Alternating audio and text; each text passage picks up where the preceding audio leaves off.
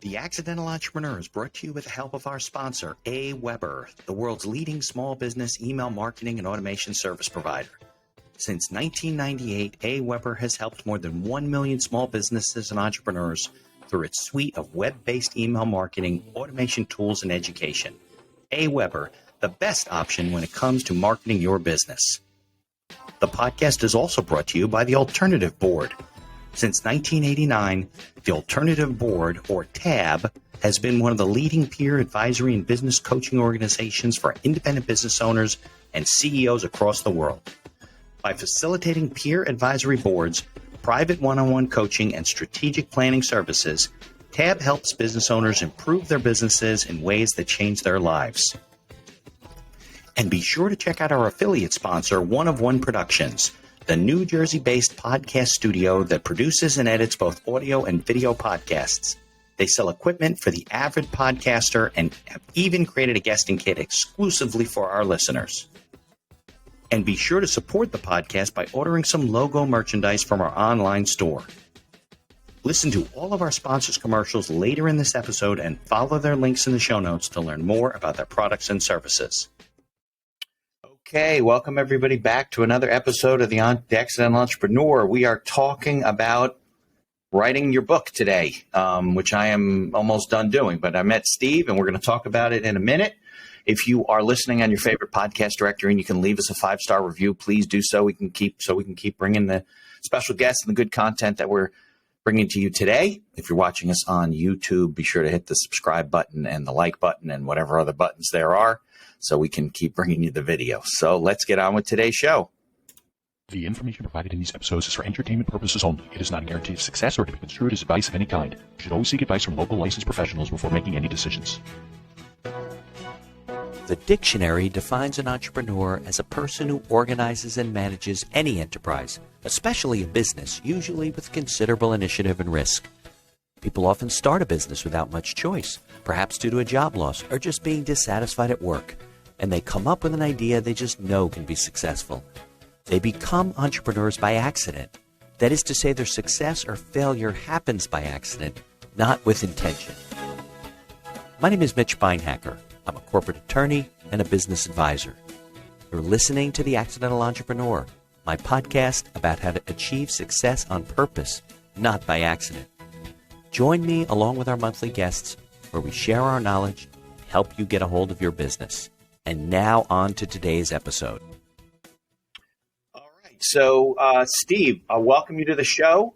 I'll give you a little bit of an introduction, and then we will get on with your background and so forth. So Steve Kidd is a multi-talented powerhouse whose life's mission is to elevate the voices of exceptional individuals with heart-driven passions. He is a best-selling author, entrepreneurial force, business coach, and radio show host who has dedicated his life to helping aspiring writers and authors bring their message to the world and achieve bestseller status. Steve, thanks for coming on the show. I'm getting a problem with your mic. Can you hear yourself clearly? Okay, good. It should be fine on your end then.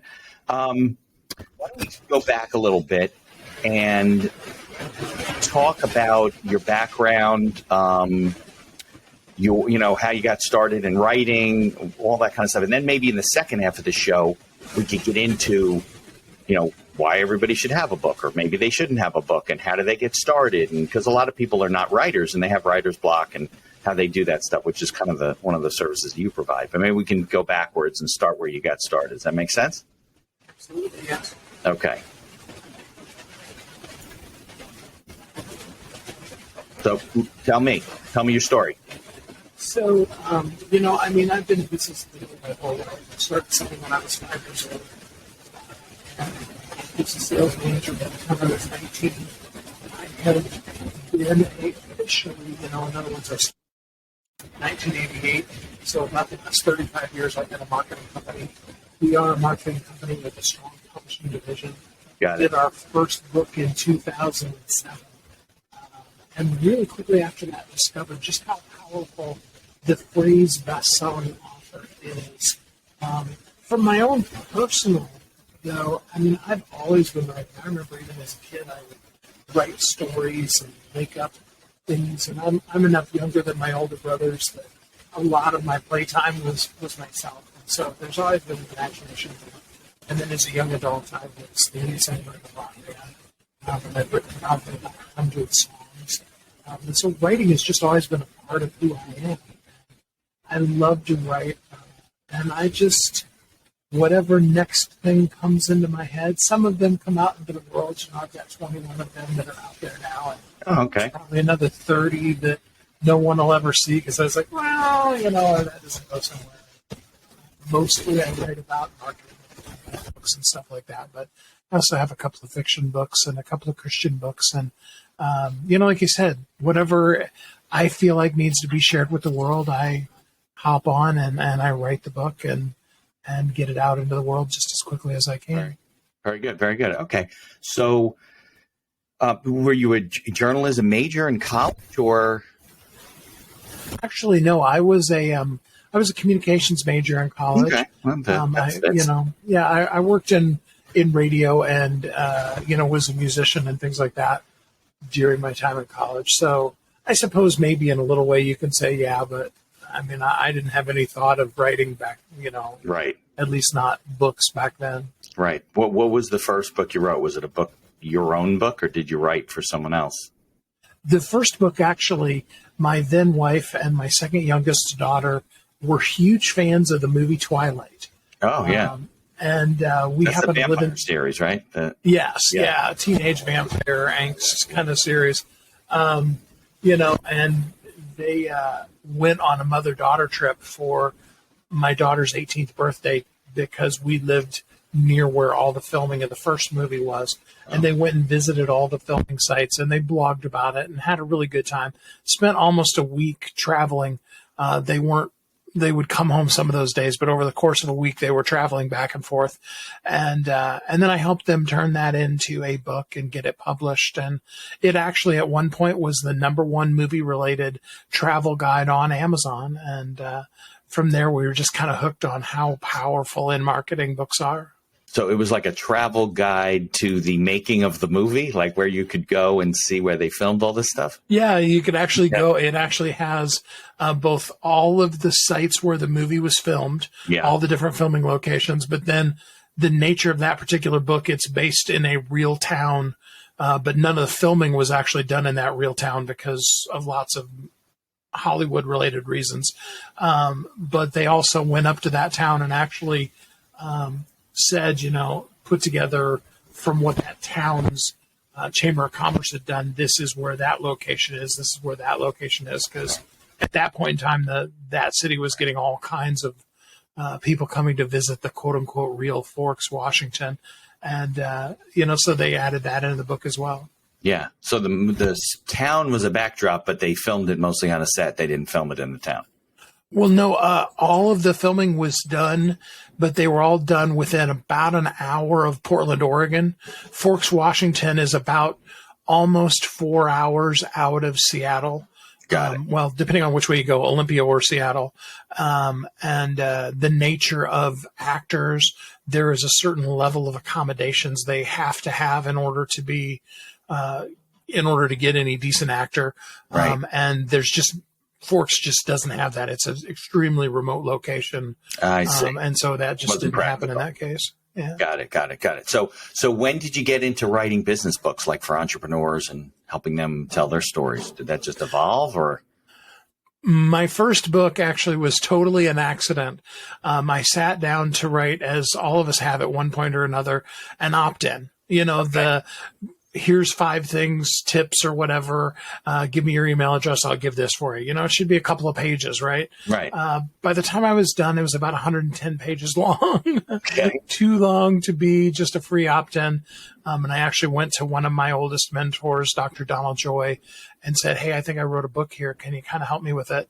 And he went through and did a really good overview critique, if you will, of what was in it, what was missing, and helped me really put it into book form. And then he actually wrote the foreword for that book. And then later, because of the nature of how much content is in that book, actually released, it's called 10 Things You Must Have to Succeed in Life and Business.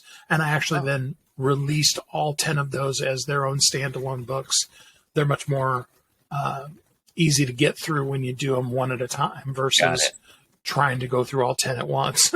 So you wrote this large book and then you realize, oh, well, I can make a series out of it. Yes. You know, it's funny. I'm jumping a little ahead here, but I had mentioned to you that I'm working on a book with a co-author of mine, my friend Barry. And it's called 10 Ways to Get Sued by Anyone and Everyone. He's doing a 10 Ways type of series in different topics. And this one happened to be law because I'm a lawyer, he's not a lawyer. And, you know, we're waiting on the final manuscript. We just got the copyright. But it's funny that yours was 10 Ways also in terms of what it comes out. But this is not about me. This is about you. We're going to talk about that. So you made me think of something when you're going through that. Oh, yeah. So that book was really a guide to other people, right? To the things they should do to be successful. But you help people write their stories. Like if somebody wants to tell their business story or write a business book, you'll do their ghostwriting and help them with it or co-author it. How does that normally work? Yeah, I mean, I shy away from what I do for people. I shy away from the phrase ghostwriting. Okay. There are some people that put it in that category, but the difference between what I do and what a ghostwriter does, a ghostwriter will interview you, get information from you, what have you, and then they write the book substantially in their own voice. Most ghostwriters, you can kind of see the thread of who that writer was. Right. Stuff that they've done. Whereas what I actually do is I conduct interviews with people and we take and use their voice and make the book. The closer we can get to somebody saying, oh, yeah, I could totally hear Mitch saying that. I feel like maybe I have heard Mitch say that. And they feel like you're talking to them, the better of a win really a book is. Okay, so really you're helping them write the book. Yeah. Yeah, just doing it via interview so that they don't ever have to worry about picking up a pen or a keyboard. Got it. Right. Because some people are not good at that and they can't write. And, the writing is a process because you think about all these great things in your head. Getting it down on paper is difficult sometimes. Oh, yeah. Well, I've always said everybody should be an author. Almost nobody is a writer. I mean, I know some amazing writers, but very few people actually have that as a skill. Yeah. So, I'm getting a lot of feedback from your mic. I hope it's not on the recording on your end, like something's loose or something. I don't hear it on my mic. And then it goes away all of a sudden. Is that any better? Is it gone now? Yeah, that's better. All right. Okay. I want to make sure we have a good, clean recording for you. Thank you. Okay, so let's talk more about that. Why someone should consider. I mean, there's obvious reasons why you consider writing a book. Maybe you have a good story to tell, right? You had good life experiences, but this is an entrepreneur's podcast and a business owner's podcast. We want to talk about, why a business owner should or could use a book as a promotional piece or a business development piece, because storytelling, is obviously, just had a guy on last week about, storytelling is selling. And I forget what the name of his book was, but it's something like that.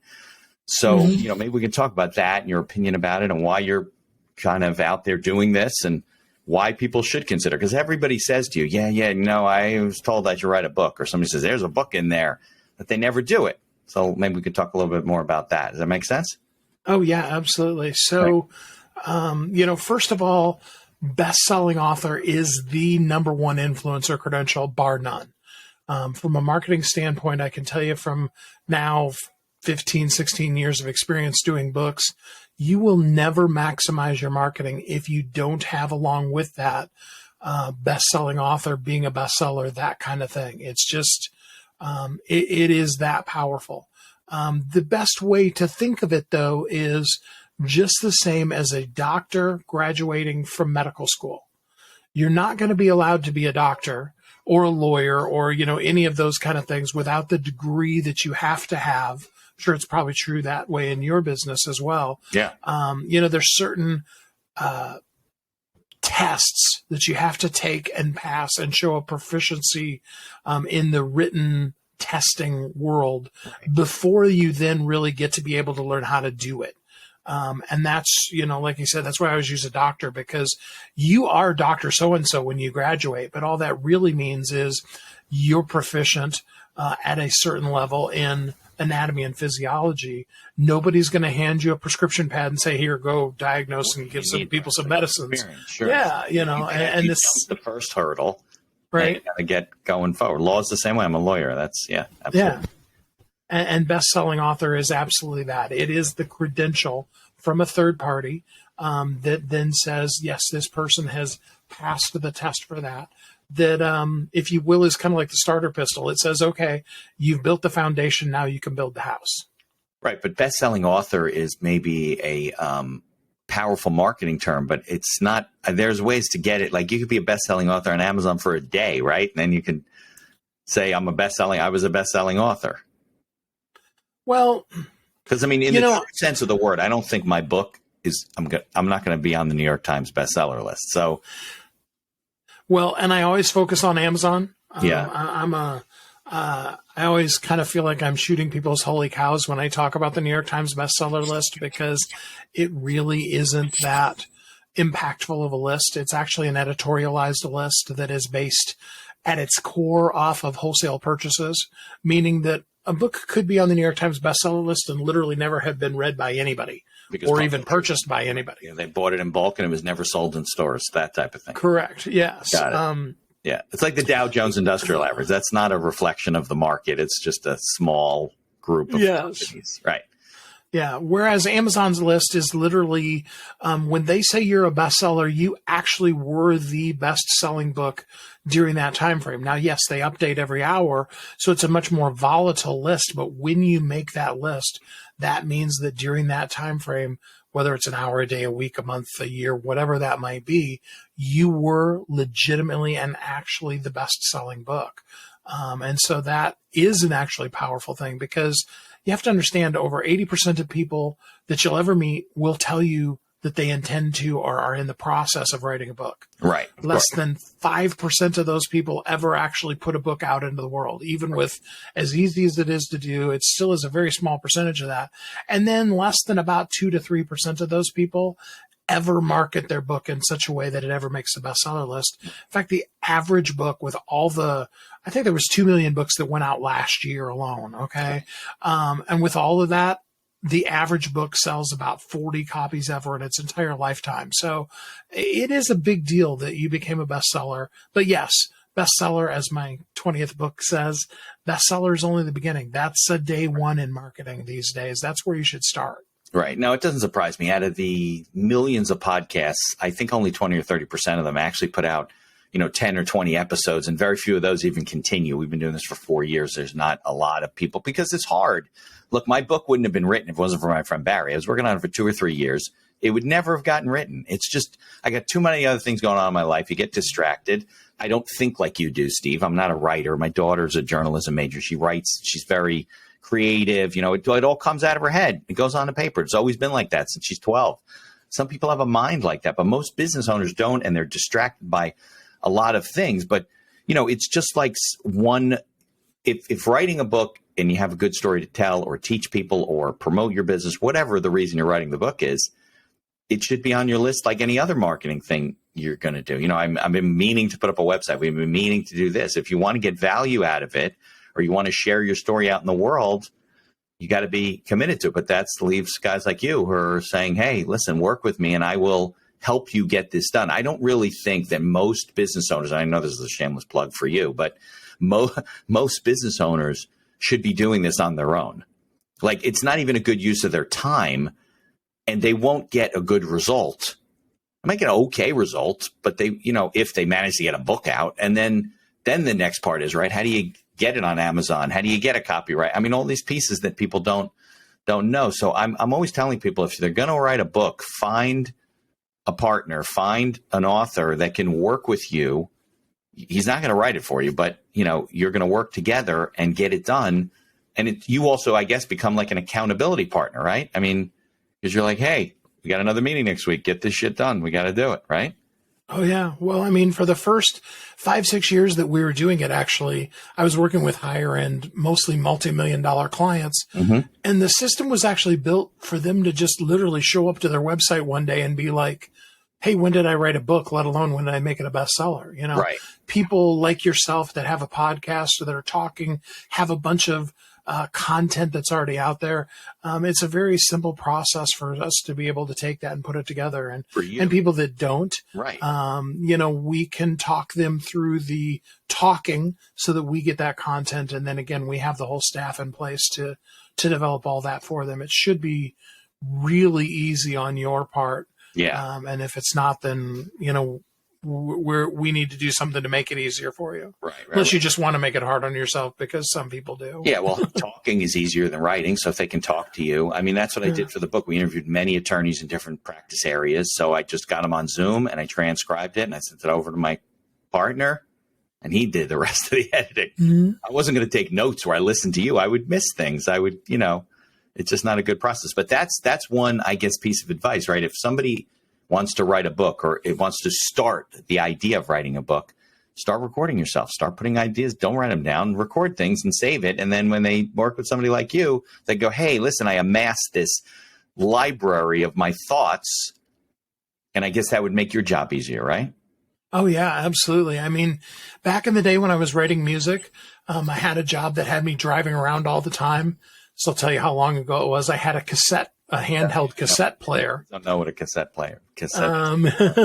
And, for those of you who don't know, it's like an MP3 player that you can take the thing out and put another thing in it. Okay. Replaceable hard drive. Yeah, right. MP3 player. Right. Right. And as I was driving around, when inspiration would hit me, I would literally just sing the song while I was driving and then come back. And some of them were horrible. It's some of them get it out and capture it, right? Well, and that's part of the creative process is when you wait for the time, hold on to it, or all of that, you'll either forget it or it'll be a block for the good stuff that's behind it. I mean, because it comes at the weirdest times, right?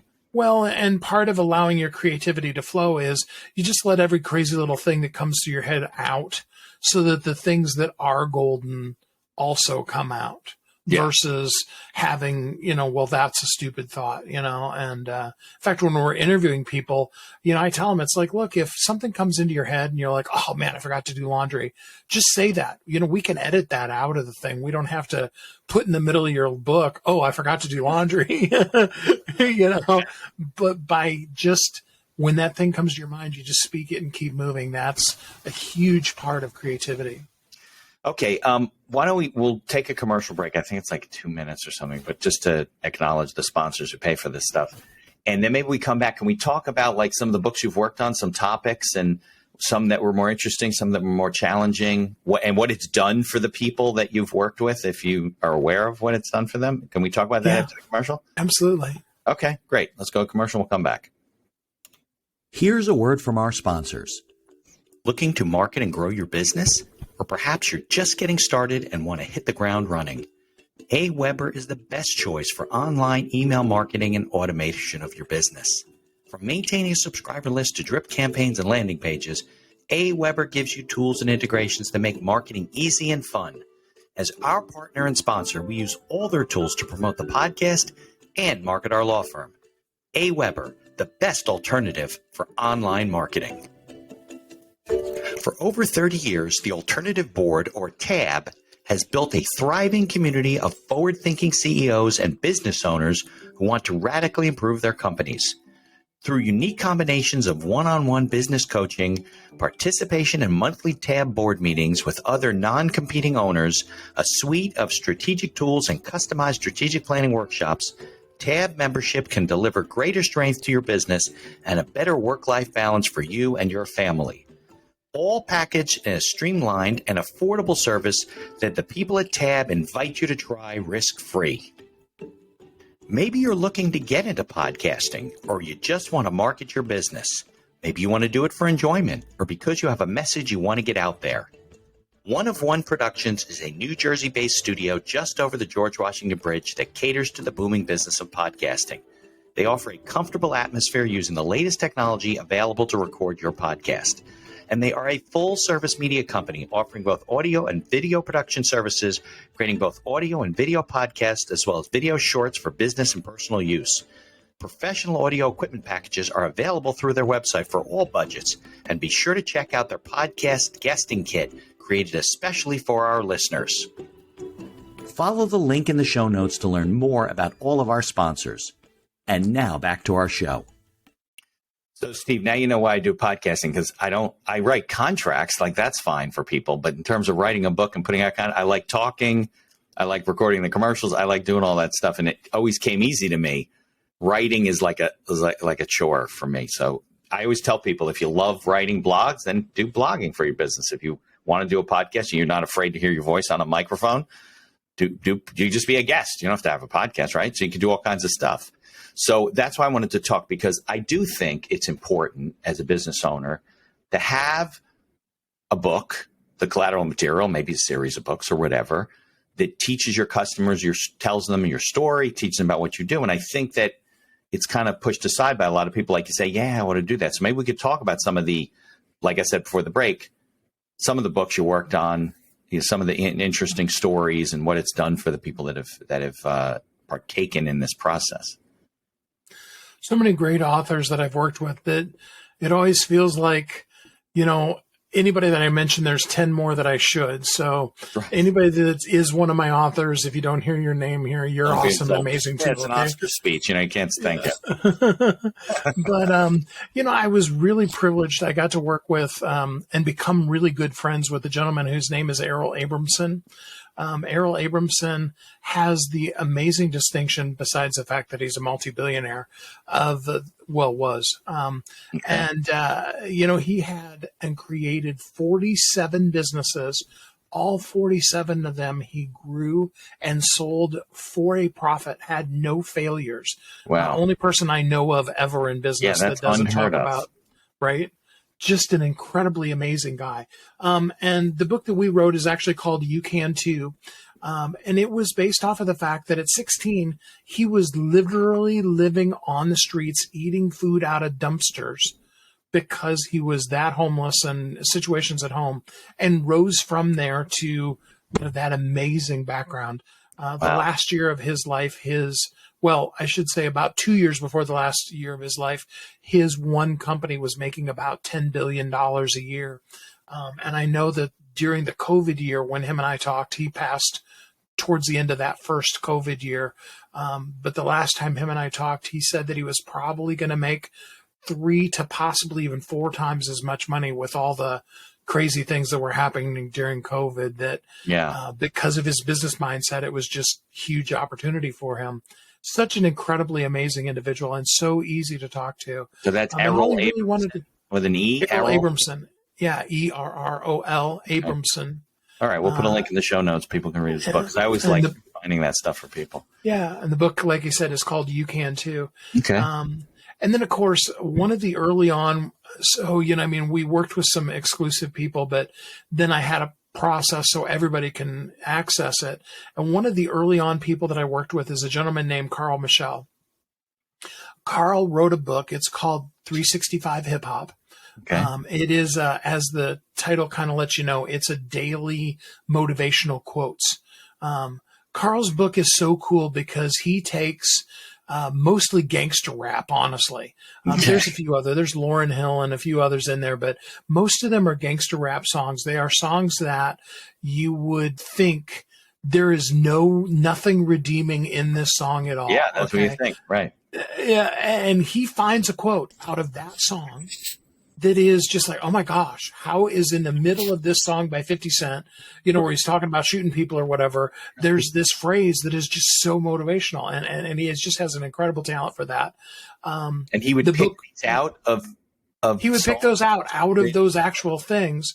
And he was at the time working as a motivational speaker to teenagers. So it was very current, very modern music, and it reached them. His book came out January 1st, 2016, became an international best-selling book. The cool part about it is before we put out his book with him, he was calling high schools and offering to come in and talk for free. Wasn't asking for any money. He just wanted to be able to reach the kids. And he couldn't even get people to return his calls. After becoming a #1 international best-selling author, I saw him about 3 months after his book came out, and he was booked out about 6 months in advance at around $2,000 approximate for each one of those speaking gigs, hugely in demand. The only difference being he said, no, I'm not Carl Michele anymore. I'm #1 international best-selling author, Carl Michele. Right. And that made all the difference. And he's created a whole company that is just based off of that whole thing. Right. Really super cool. It also comes down to the people that are booking, the people that are bringing you in to speak. They need to be able to say why they're bringing you in. So if they're like, well, this guy I met, he's coming to talk, I got nothing to say. Then they can promote it. If you're a international best-selling author, people are like, oh, I want to hear this guy, Oh yeah. Cuts both ways. Yeah. Yeah. It's beautiful marketing language. For anything you want to do. I mean, whether it's a guest on your podcast or the keynote speaker for your event, and it could be a corporate retreat. It doesn't have to be, some motivational event. It could be something. I mean, it could even be, doctors have continuing education, lawyers have things like that. It could be that, but to be a real professional that does that kind of thing and have the credentials kind of boils down to what I heard Seth Godin say one time. He said, I may not need a plumber right now, but if I do need a plumber, I want the guy who wrote the book on it. I don't want just some old plumber. I want the best-selling author on how to fix my toilet, Right. Exactly. Exactly. So a couple other authors we can talk about. Dr. Dre on Birch. Interestingly enough, he goes by Dr. Dre, much like the rapper does. At one point actually won a lawsuit with Dr. Dre, the rapper. Did he really? Because Dr. Dre tried to preclude him from using the name Dr. Dre. He was on some TV shows like The Doctors and stuff like that.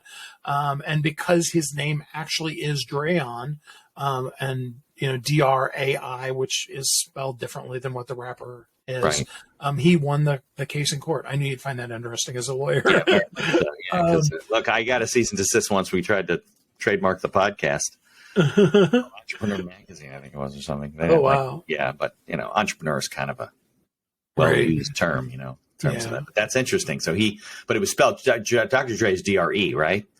Yeah. Music, but okay. But that's interesting. So but I've seen that all the time. There where personalities, that's how they make their living on their name and stuff. They're like, hey, you can't use this, but there's reasons why you can. When you have a guy who spells it differently and that's his name, right? Doesn't harm the other doctor. As a matter of fact, it might help the other Dr. Dre. I don't know, but Well, and the cool part about his book, we created a course right along with it as we were developing it. Was always part of it when the book came out. It immediately pushes people to the course. His course was for helping doctors create businesses, because they don't really teach you the business side of being a doctor in medical school. Right. So they all sell out, Right. I don't know what they're doing. He sold about $160,000 worth of sales into that course in the first 60 days, just because it was an intentional marketing plan. I'll give you two more. Well, at least one. Dr. Alicia Griffith was a medical doctor, had been an audiologist working with children with autism for 20 years. And after 10 years in that, her child was born with autism. So she had the other side of the fence. She knew what it was like to have a child of autism. Amazingly talented woman, but nobody knew who she was. We put out her book. It's called Amazing Gift, AU Amazing. And it was actually featured on Good Morning America, as well as many other places. And she'll be the first one to tell you, I get more out of being a best-selling author than I do having been a doctor in this field for 20 years. Yeah. Well, I don't want people to think that they're going to write a book and end up on Good Morning America. She obviously used a publicist, somebody that brought it to their attention, but they were impressed with the book and her, and it's a good story. Well, and the cool part about it is one of the consultants that I work with, that's what her whole business is for, is if you really aspire to be on Good Morning America or the Steve Harvey Show or, all of the ones, that's all she does all day long is helps people learn and develop so that they can actually get booked on that. And that's one of the resources in my, again, I'll be too old here, quote unquote, Rolodex that beyond your best-selling book that we bring to the table to help people with Right. You don't just write it and walk away and good luck. Have a nice life. Oh no, they're part of my family forever.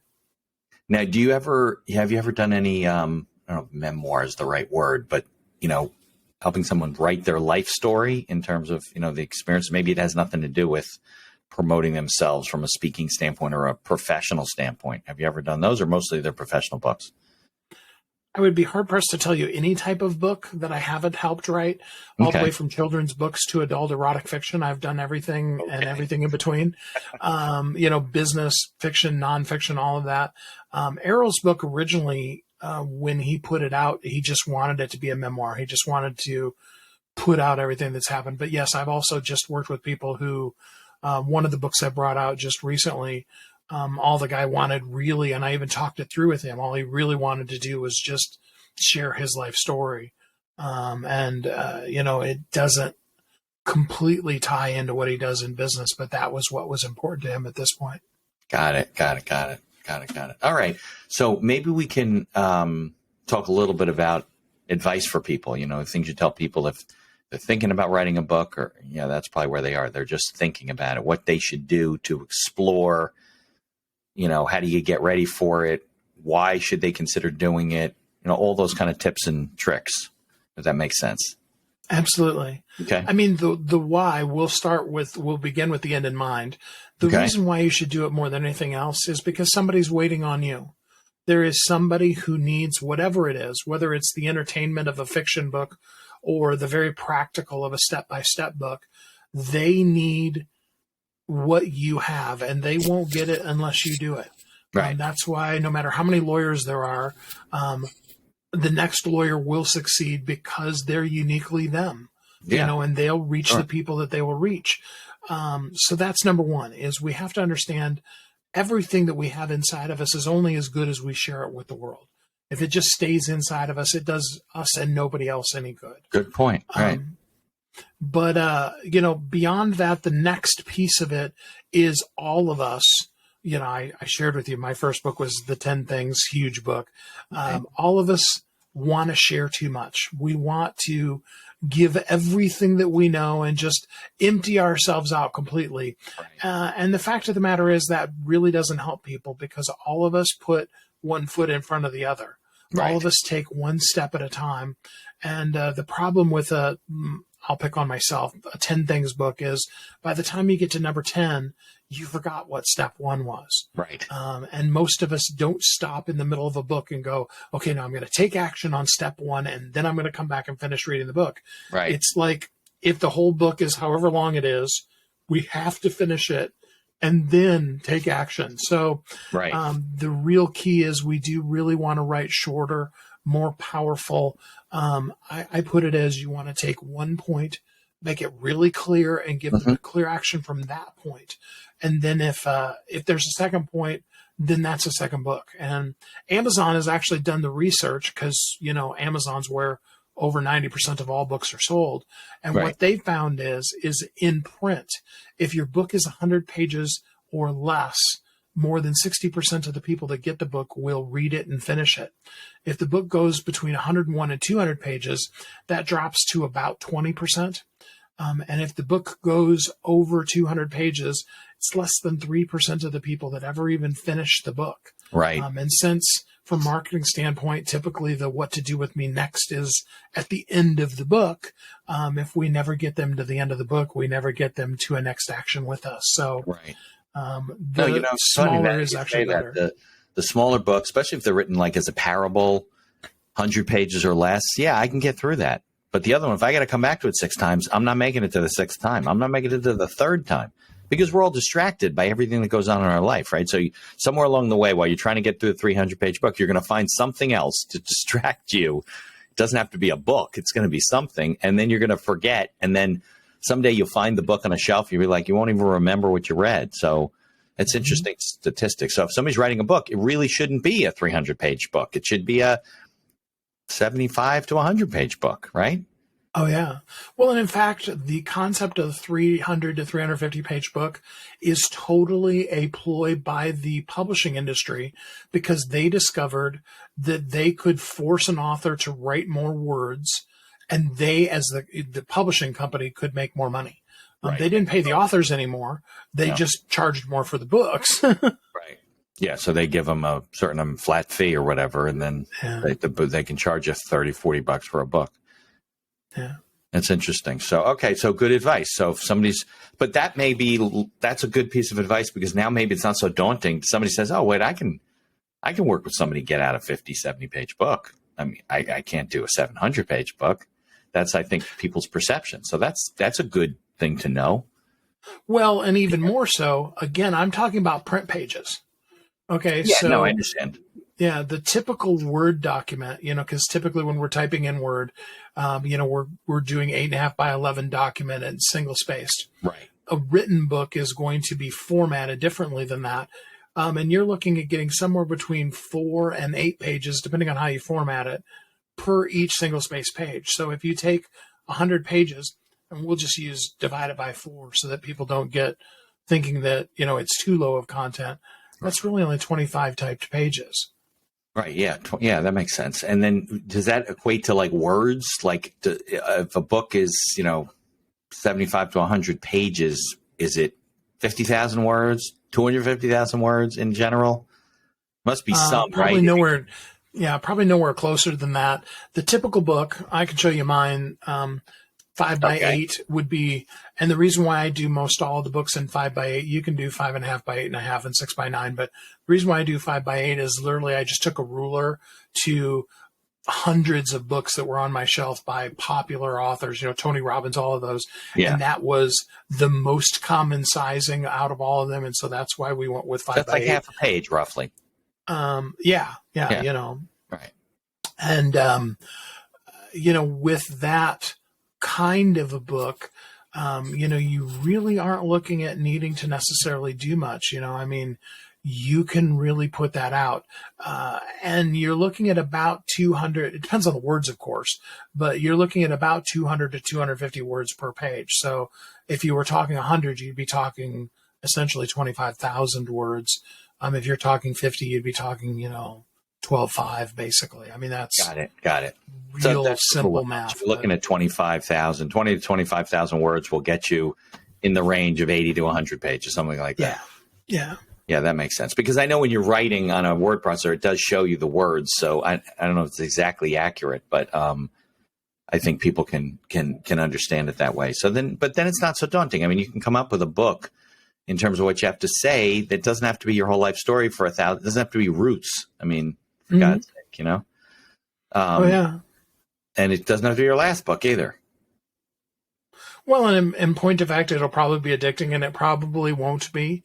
Right. Once, if the process is made easy enough for you, it can be that way. Yeah. So that actually becomes a really good thing. Right. Okay. So what are the other things I should know as a new author and a business owner if I'm trying to get started in this, get my book out of me?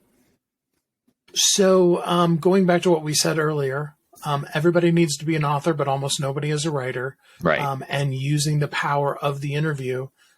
Once you know what you're doing, you can do like I do, and you can just turn on like something like Zoom and just talk and have the transcription running, and you can do it yourself. When you're a first-time author, or even probably the first 4 or 5 books, you really need somebody that understands and can guide you through that. Every book in the world actually follows a format. They don't know that they did, but they all do. Okay. And that format is basically these 4 things. Number 1 is what I'm going to call the know, like, and trust factor. Whether you're talking fiction or nonfiction, if you're talking a nonfiction book, the person has to buy into the fact that you, as the person writing this book, are somebody that they can believe what you're telling them. Makes sense. If you're talking fiction, we have to care about the main characters in the story, or we're not going to finish the story. Right. So that's number 1 is, know, like, and trust. And we buy from people that we know, like, and trust. So we want that immediately. Yeah. Number 2 is the age-old concept in public speaking: tell a person what you're going to tell them, then tell them what you tell them. The second part is really the meat and potatoes of this is that one thing. I encourage people to think along the lines of, if you were on a big elevator because in about 5 minutes, if you had the perfect person, like oh man, I wish every client I ever had was this person, but you only had about 5 minutes to tell them something, what is the one thing you absolutely want to make sure that they know? Right. And that's really usually a good place to start. And typically in your first book, that almost always boils down to a mindset. You need to embrace this way of thinking, this way of looking at things, so that everything else I'm going to teach you makes sense to you. Okay. So you say get to the point up front and then build on it from there, because I find that books that beat around the bush and I'm not really sure what they're getting to, you eventually run out of steam. You're like, I don't know what this guy's saying. And then you just get to it. Like, well, what's the secret? There's no secret. Just tell us, and then we can learn more about it, right? Yeah. Okay. So that's number 2. Number 3 is taking it away. If you were writing a play, plays are usually done in 3 acts. That would be what is known as a second act. It is that place in fiction where all hope is lost. Our hero is, Luke Skywalker and Han Solo are in the garbage compactor, and will C-3PO and R2-D2 get the doors open, or will they be squished to death? Perfect example of an act 2 kind of a situation. In a nonfiction book, that is, both the combination of the things in your own life, of, I wish I would have known this sooner. Or if I could go back and give advice to myself when I was 20, this is what I'd tell me. Those are good tidbits, right? Yeah. Well, and also when a client says to you, oh, if only I would have known this before, why didn't you come into my life 5 years ago? And then it's also giving the person permission to know that they're empowered, that no is an okay decision. You don't have to do what I'm teaching you. This is all the reasons and all the hows and the whys of what to do it. But I want to have enough caring and grace for you to let you off the hook and say, hey, you don't have to do it. This is what life's going to look like if you don't, and so that's what step 3 is in every book. Okay. And then step 4 is action. So in a fiction book, that's going to be, everything is going to come together and the hero is going to win. We kind of all understand that. In a nonfiction book, that has to do with, whereas in step 2, we taught them what to do and how to do it. In step 4, we're really just now giving them something to do right now. Like breaks down into from here type of thing. Yeah. Breaks down into 2 pieces. Piece number 1 is set down the book and go do this, go start journaling every day. Drink X amount of ounces of water every day, if you're a health coach, or, those kind of things. Here's something very practical, starting right this minute, not tomorrow, not next week, but right now you can do. And then the other part of that is, I'd love to invite you to go deeper with me on this. Here is something simple that you can do, and it could be opt into your mailing list. It could be the next book in your series, whatever that might be. And we just kind of bring them along. We've helped them take one step, and we invite them to the opportunity to make a second step. Right. Well, I think that really leads into kind of what we're talking about today, right? If you have a great story to tell and you want to share with the world and you think people will resonate with that and you're helping them, great. But if you're writing a book for business purposes to support your business, you have to have where do we go from here type of a thing. And the books that I find most interesting are the ones that have, there's a website where you can sign up for an email newsletter, additional collateral material that's not available in the book because either it's, more recent, or you get extra stuff if you sign up for the Facebook group or on whatever group you want to call it. Because now you're creating a community of people that read your book and got to the end and were interested in what you had to say, raise their hand, say, hey, I'm here, and now you're communicating with these people. And I think one of the keys to, and I've said this before, and marketing people have come on, to building a successful business is keeping in touch with people. My most favorite business book in the world is a book called The Referral of a Lifetime. It is a 100-page book, like you said. It's written as a parable, a story about a woman who's struggling in business, and she goes through this experience of meeting these different people and learning what they're doing. And it is, and this is 15, 20 years ago when I first read the book, there wasn't internet or email or any of that stuff. You just send postcards to people, and keep in touch with them, printed newsletters. Now, you can build an email list pretty easily and have several thousand followers, or at least several hundred, to interact with. So the book should be is lead magnet the right word? To fill your funnel with people that at least, look, I was in an event last night and I met 4 or 5 people and they're like, hey, I don't know how I got on your email list, but I listen to your podcast all the time. They're getting content, or they say, I heard Steve Kidd on the podcast and I just reached out to him and I'm starting to write my book that I've been meaning to write. So I know I'm bringing good content, but I think that is so important. Like, that's one of the reasons why you should write a book, because it's better than leaving a business card behind. It stays on someone's shelf, even if they don't read it right away. You can sign it. People, there's a thing to it. Yeah, think about it. You go to a networking event, typical one, you come home with a stack of cards, 5, 20, 300. It depends on the event, right? And what really happens with those? I know there's all kinds of services where you can take a picture of it and it'll add it to your mail list and stuff like that. Exactly. But let's be honest, most of the time it sits on the corner of our desk until the next time we clean our desk, and then it gets thrown in a drawer or thrown away. What you should do with those cards and what you actually do with those cards. Yeah, I'm talking real world here. What we really do with those cards. Last night I took a dozen cards. I add them to my list. I send them an email. We're going to get up for coffee, and that's what you do. Send them a copy of your book, right? Stuff like that. But when it's a book, books may end up in the free bin at a garage sale, but people don't throw very books, few right? people throw them away. It's like the flag. They get nervous about throwing books out. They think it's like bad juju. Mm-hmm. It's like, here, somebody put their life into this book. If I throw it out, I'm like throwing out part of their life. Look, there's sometimes where books just end up on people's shelves, and then somebody says, hey, can I see that? And it gets passed around. Like you said, I have books that I have a lot of friends and people that have been on the podcast. They've sent me copies of the books. I got them all on the shelf. I've read through them. But yeah, it has this longevity that your other collateral material doesn't really have. People throw out brochures. They don't care. White papers, whatever. Business cards, like you said. I don't know what the hell they do with them. They should do something. But books definitely have more shelf life, more longevity. So another reason to write your book. We got a lot of good reasons today, Steve. Yeah, a lot of good stuff. Yeah. So also, if you could send me after this those 4 steps, I'm going to put it in the show notes so people can say these are the 4 elements of a book. I've got it even better for all of your people. In the free gift that I'm going to give everybody that's listening today, Perfect. I actually do a workshop that's called Write Your Bestseller in 1 Hour Workshop. Okay. If they will get that free gift, it's free. You can have it. There is a link to that goes to the YouTube video. It's about 1 hour and 10 minutes, because there's a couple of questions in there. And you can go through, and all of those are not only in there, but I go into much deeper detail into all of those. And we'll put a link to that in the show notes. Yeah.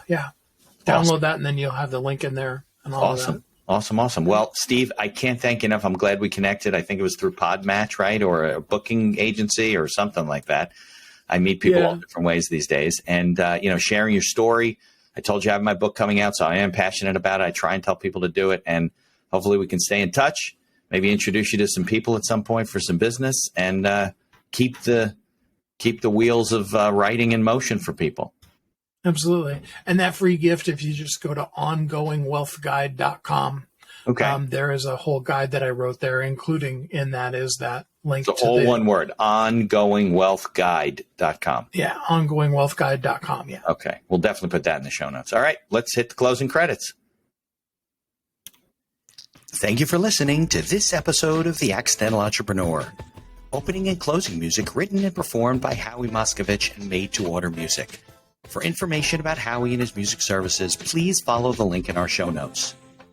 If you like the podcast, please tell others about us. You can find us on Apple Podcasts, on Amazon Music, Spotify, Google Podcasts, and most of the other podcast directories. If you like what you hear, please leave us a 5-star review and feel free to share our episodes on social media. If you have any questions or comments, ideas for the show, or you'd even like to appear as a guest, reach out to us by email at info@beinhackerlaw.com. The Accidental Entrepreneur is hosted by Mitch Beinhacker and produced by Beinhacker Law. If you'd like to learn more about our business and legal services, you can find us on social media or visit our website at beinhackerlaw.com. Thanks for listening, and be sure to subscribe to our feed to be notified of all future episodes.